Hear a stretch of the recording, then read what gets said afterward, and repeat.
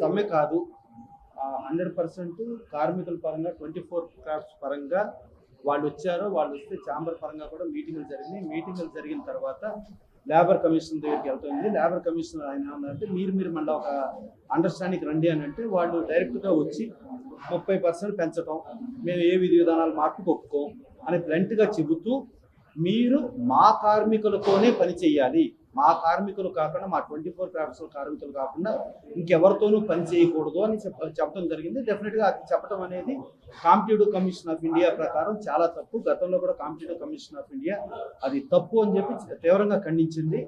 దాన్ని చెప్పారు. దాని తర్వాత మేము లేబర్ కమిషనర్కి చెప్పాము, ఇది చూడండి అని చెప్పాను. లేబర్ కమిషనర్ ఏమన్నారంటే సరే నేను మధ్యలో ఇన్వాల్వ్ అయ్యి నేను చేస్తానండి అని చెప్పారు. చెప్పిన తర్వాత ఆల్ ఆఫ్ సడన్ వాళ్ళు మీటింగ్ పెట్టుకుని మాకు ఎవరైతే నిర్మాత మాకు 30% వేతనాలు పెంచి ఇస్తారో వాళ్ళు మాకు అప్లికేషన్ పెట్టుకుంటే ఆ అప్లికేషన్ మేము యాక్సెప్ట్ చేస్తే అప్పుడు మా కార్మికులు వెళ్ళి ఆ 30% వేతనాలతో పనిచేయడానికి వెళ్తామని చెప్పారు.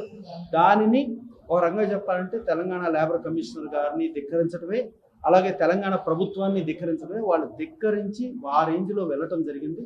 వెళ్ళి ఈ పరిస్థితిలో ఉంది, దీనికి ఏం చేయాలి అని అనుకుంటే ఇవాళ చిన్న నిర్మాతలు చాలా దారుణమైన పరిస్థితిలో ఉన్నారు, మధ్యతరగతి నిర్మాతలు చాలా దారుణమైన పరిస్థితిలో ఉన్నారు.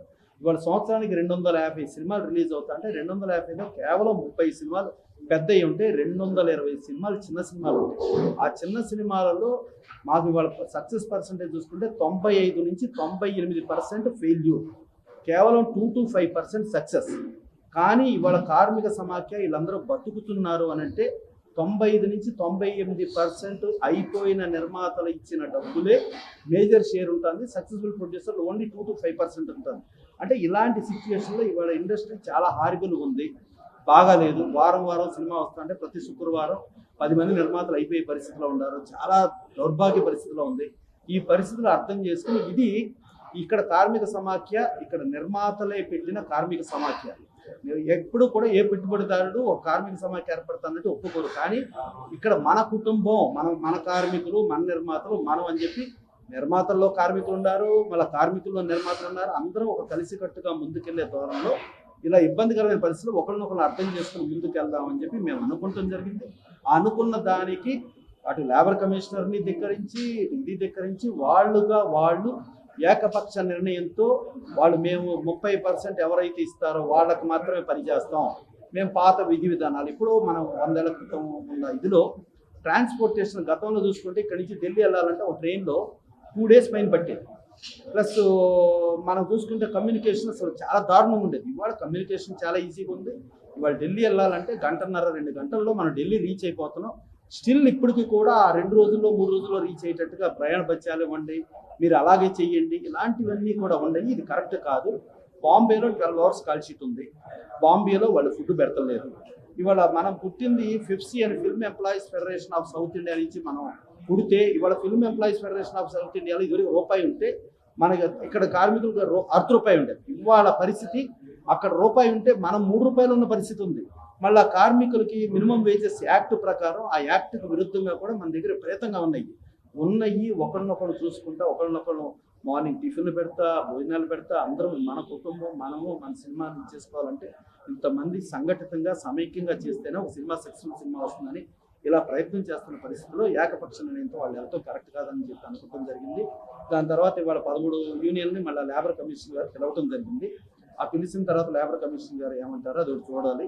నెక్స్ట్ దీనిలో నిన్న ఒక సంచలనం అంటే జనరల్గా అది ఎప్పటి నుంచినో మేము అనుకున్నాం అంటే నరేంద్ర మోడీ గారు అసలు స్కిల్ డెవలప్మెంట్ దీనికి పెంచడానికి ప్రతి ఊరు నుంచి కూడా ఎంప్లాయ్మెంట్ పెంచాలని చెప్పి ఒక స్కిల్ డెవలప్మెంట్ దానికి ఇది చేసి దానికి ఫండ్స్ రిలీజ్ చేసి ఒక సిస్టంలో ఉంది.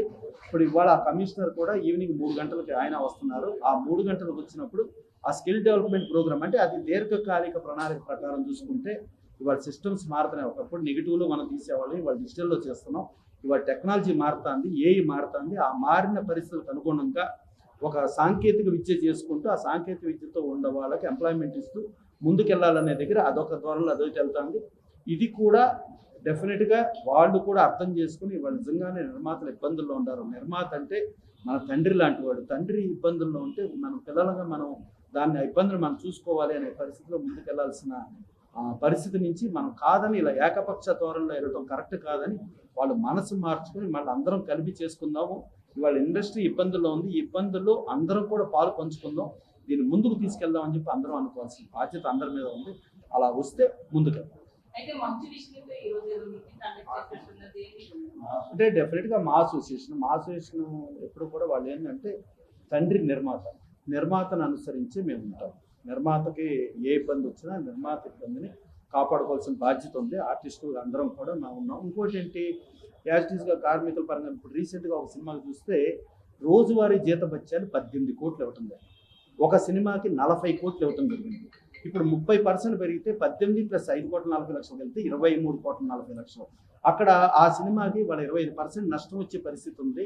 ఆ నిర్మాత చాలా ఇబ్బంది ఉన్న పరిస్థితి ఉంది. డిస్ట్రిబ్యూటర్ ప్రాబ్లం ఉన్నారు, ఎగ్జిబిటర్ ప్రాబ్లం ఉన్నారు, ప్రొడ్యూసర్ ప్రాబ్లం ఉంది, ఇండస్ట్రీనే ప్రాబ్లం ఉంది. కాబట్టి ఈ ఇండస్ట్రీ ప్రాబ్లంని అడ్రస్ చేసుకుంటూ అందరం ముందుకు వెళ్దాం అనేది ఏదైతే ధోరణి ఉందో కార్మికులు కూడా అర్థం చేసుకుని వస్తారని ఆశిద్దాం. డెఫినెట్గా లేబర్ కమిషనర్ గారు కూడా ఆయన పర్ఫెక్ట్గా ఎత్తబాటు వచ్చి వాళ్ళు డెఫినెట్గా తండ్రితో పాటే అంటే ఇప్పుడు కూడా మీరు చూసుకుంటే ఎన్టీ రామారావు సూపర్ స్టార్, ఆయన పెద్ద స్టార్ అయినా కూడా అశ్విని దత్ గారు ఆయన అభిమానిగా ఆయన వచ్చినా కూడా ఆయనకు వాళ్ళకి దండం పెట్టి మీ అభిమాని అండి అని చెప్పినా కూడా అశ్విని దత్ గారు ప్రొడ్యూసర్గా సినిమా చేస్తా ఉంటే ఎన్టీ రామారావు హీరోగా ఉన్నా కూడా లెగిసి నిలబడి దండం పెట్టారు. దండం పెట్టి ఏంటంటే, సార్ మేము కార్మికులు సార్, మీరు ఇచ్చే డబ్బులతో మేము బతుకుతున్నాం సార్, నిర్మాత మీరు తండ్రి లాంటి వారు, మీరు బాగుండాలి అనుకుని అలా రామారావు కానీ, నాగేశ్వరరావు కానీ, కృష్ణ గారు కానీ, కృష్ణదాస్ గారు కానీ, సోహన్ బాబు గారు కానీ, చిరంజీవి గారు కానీ, బాలకృష్ణ గారు కానీ, వెంకటేష్ గారు కానీ, నాగార్జున గారు కానీ, మోహన్ బాబు గారు కానీ అందరూ కూడా అదే ధోరణిలో ఇప్పుడు మన తరతరాలుగా వెళ్తుంది, ఇప్పుడు కూడా అలాగే వెళ్తామని వాళ్ళు తెలియజేశారు. అయితే మైత్రి వాళ్ళు నోటీస్ ఇచ్చినట్టున్నారు కదా, మేము మా వేరే వర్కర్స్ పెట్టుకుంటే యూనియన్ వాళ్ళు కాకుండా కార్డు ఉన్న వాళ్ళు అంటే బేసికల్లీ ఒకటి ఏంటంటే, కార్మికుడు అంటే పేద కార్మికుడు బతకటానికి అందరూ కూడా డెఫినెట్గా కోఆపరేట్ చేయాలి. పేద కార్మికుడికి ఇబ్బంది రాకుండా ఉండాలి. ఇవాళ మన 24 క్రాఫ్ట్స్లో ఎలా ఉందంటే 5 లక్షలు, 7 లక్షలు, 8 లక్షలు, 10 లక్షలు, అంటే ఇన్ని లక్షల రూపాయలు మీకు పెట్టుబడి పెడితేనే మీరు పని చేయడానికి అర్హత కల్పిస్తారంటే ధనిక కార్మికులకు మాత్రమే మీరు అవకాశం కల్పిస్తారా? ఒక స్కిల్, హైయెస్ట్ స్కిల్ ఉంది, ఆయన దగ్గర డబ్బులు లేవు, ఆయన పని చేయాలనుకుంటున్నాడు, ఆయన పని చేయడానికి వీలు లేదంటారు. తప్పు, పని చెయ్యాలి. ప్రతి పేద కార్మికుడికి న్యాయం జరగాలి. మనది కార్మిక వ్యవస్థ అంటే ప్రపంచ కార్మిక వ్యవస్థ. మన మేడే అంటే ప్రపంచ కార్మికుల దినోత్సవం అని పెట్టుకుంటాం, అంతేగాని ఏదో కొద్ది మంది మాత్రమే బతకాలి, కొద్ది మంది ధనికులే బతకాలి, ధనిక కార్మికులు పదం వాడుతున్నారు. ధనికులు డెఫినెట్గా ఇప్పుడు బేసికల్లీ కోఆపరేట్ చేయాల్సిన బాధ్యత ఉంది. డెఫినెట్గా స్కిల్ డెవలప్మెంట్ ఇవాళ మనకు అవసరమైతే మేకప్ ఉమెన్నో గవర్నమెంట్స్ తెచ్చుకుంటాం, లేకపోతే కూడా తెచ్చుకున్నాం. మనం గాంధీ అనే cinema NFDC, national film development corporation, భారత దేశ ప్రభుత్వానికి సంబంధించిన ఒక సంస్థ, గాంధీ గారి సినిమా తెలుసుకుంటే రిచర్డ్ అటెన్బరోని తెచ్చుకున్నారు. ఎందుకు తెచ్చుకున్నారు? దానికి సోటుకులు అని చెప్పి తెచ్చుకున్నారు. సినిమాకి కులం, మతం, జాతి, ప్రాంతం అనేది ఉండకూడదు, ప్లస్ రిస్ట్రిక్షన్స్ ఉండకూడదు. ఇప్పుడు వాళ్ళ కాస్ట్యూమ్ డిజైనర్స్, మన పాతప్పుడు కాస్ట్యూమ్స్ ఇచ్చేసే వాళ్ళకి వాళ్ళ costume designer updated fashion technology అని వచ్చింది, వాళ్ళు వచ్చారు. మేకప్లో రకరకాల టెక్నిక్స్ వచ్చినాయి, రకరకాల టెక్నిక్స్. ఇప్పుడు భారతీయుడికి మేకప్ చేయాలి, ఒకవేళ మన దగ్గర కాదనుకుంటే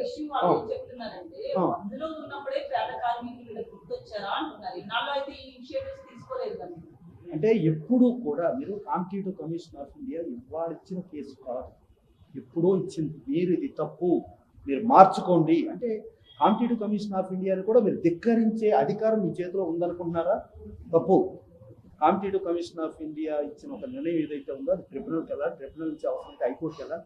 దానిపైన ఓన్లీ సుప్రీంకోర్టుకి మాత్రమే అర్హత ఉంది. అది మోనోపలి రిస్ట్రిక్ట్, అంటే గుత్తాధిపత్యంగా కొద్ది మంది బతుకుతాం, ఇంకెవరిని బతకనివ్వం అనేది భారతదేశ వ్యాప్తంగా ఎక్కడ ఏం జరిగినా అలా కాదు, అందరూ బతికేటట్టు ఏర్పాటు చేయడానికి ఉన్నదే కాంపిటేటివ్ కమిషన్ ఆఫ్ ఇండియా.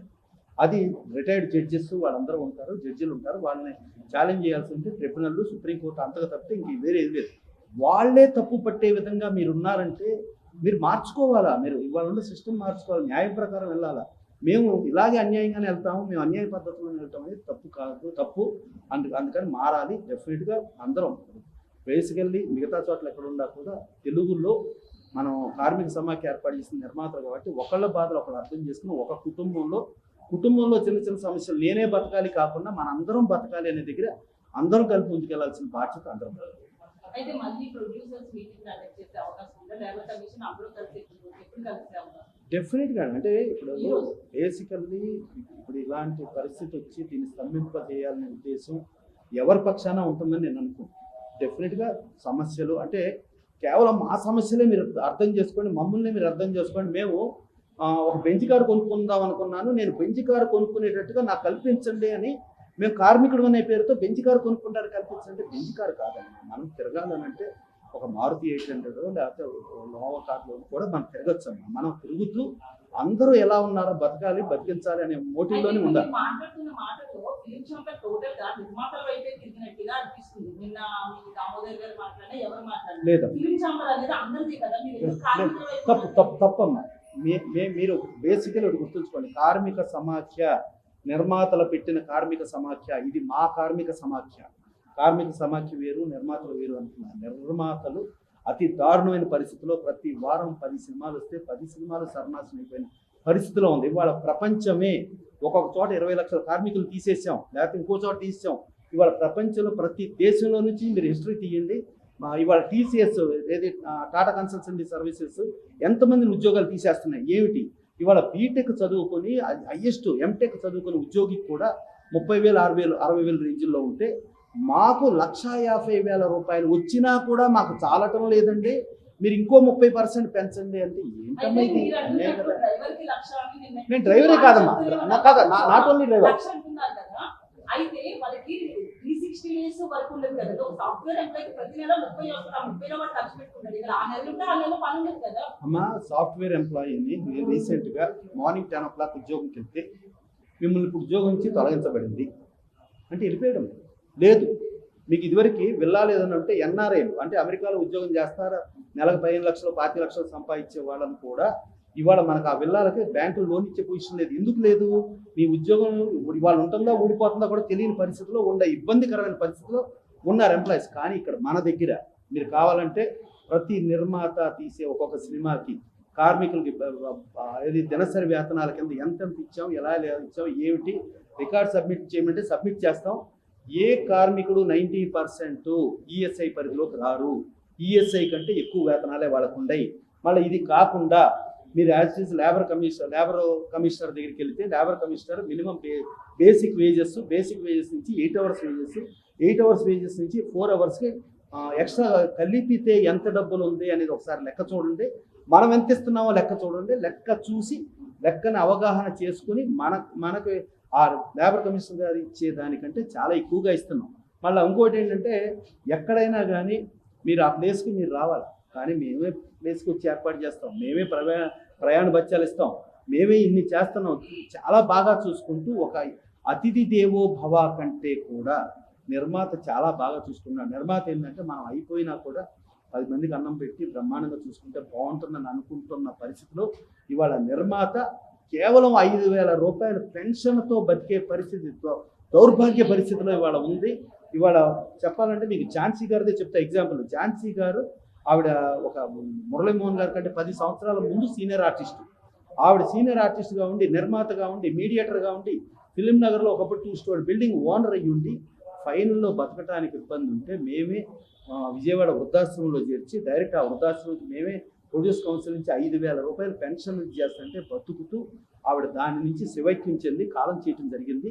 ఇలా చాలామంది ప్రొడ్యూసర్స్కి ఈ 5,000 రూపాయలతో బతుకుతా అంటే మీరు ఎంతసేపు కార్మికులు నిర్మాత అంటే పెట్టుబడిదారుడు, కార్మికులు అంటే ఏదో మేము పేద కార్మికులు వ్యతిరేకం కాదు. పేద కార్మికులకు అందరికీ పని కల్పించడానికే మేము కంకణం కట్టుకునే ఉన్నాం, వెరీ క్లియర్. కానీ నిర్మాత ఇంత దౌర్భాగ్య పరిస్థితిలో, ఇంత ఇబ్బంది పరిస్థితులు, ప్లస్ నిర్మాత వెళ్ళి ఒకళ్ళని అడుక్కోగలిగే పరిస్థితి కూడా లేకుండా నిర్మాత అంటే అర్థం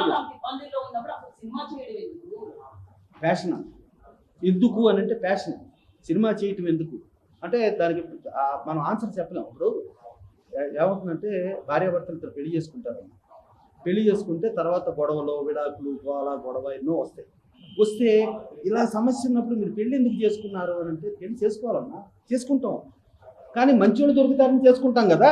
ఇలాగే విడాకులు లేకపోతే ఇలాగే అందరికీ దొరుకుతుందని అనుకుంటామా? అర్థం చేసుకోండి.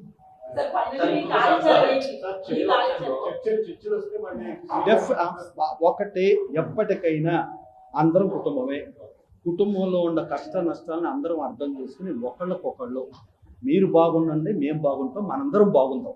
అంతేకాని మీరు నాశనం అయిపోండి మేము మాత్రమే బాగుంటామనే భాషకి మేము విరుద్ధం. డెఫినెట్గా విన్ విన్ సిచ్యువేషన్లో అందరం బాగుందాం, అందరం కలిసికట్టుగా ఉందాం, అందరం అర్థం చేసుకుందాం. ఇవాళ ఒక ఇబ్బందికరమైన పరిస్థితి వచ్చింది. ఈ ఇబ్బందిలో మనం కూడా పాలు పంచుకుందాం. ఒక కుటుంబ పెద్దకి ఇబ్బంది వచ్చిందంటే కుటుంబంలో ఉన్న అందరూ కూడా ఇదిగోండి నా నగలు తీసుకోండో లేకపోతే నా డబ్బు తీసుకోండో, ముందు ఈ కుటుంబాన్ని మనం చక్కదిద్దుకుందాం అనే ధోరణిలో ముందుకెళ్లే పరిస్థితి నుంచి బదులు, లేదు నీకు ఇబ్బంది వచ్చింది ఇప్పుడు నేనైతే సుఖంగా ఉండి నేను వెళ్ళిపోతా, నేను వెళ్ళిపోతా, నేను ఇంకో చోటకి వెళ్ళిపోతా అనే స్వార్థపూరిత ధోరణి కాకుండా అందరం కలిసికట్టుగా ఈ సమస్యను పరిష్కరించుకుందాం. Okay, thank you.